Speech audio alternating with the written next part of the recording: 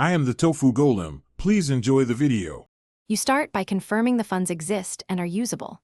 Open Play Store, tap your profile, then Payments and Subscriptions to view your Google Play balance. This ensures you won't be blocked at checkout. Once done, make sure your payment profile country matches the credit's origin because mismatched regions can prevent use. Also verify the specific app supports Google Play balance for in-app purchases. Some apps only allow cards or carrier billing, so checking avoids wasted attempts. Now you execute the purchase flow inside the app.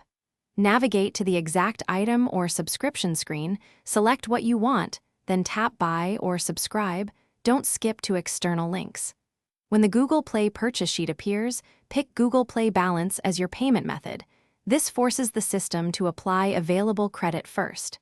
If other methods show up, select the balance explicitly and review taxes or regional pricing, so you know why final totals change before you confirm. Finish by confirming the purchase delivered inside the app, and that Play Store shows the transaction in purchase history.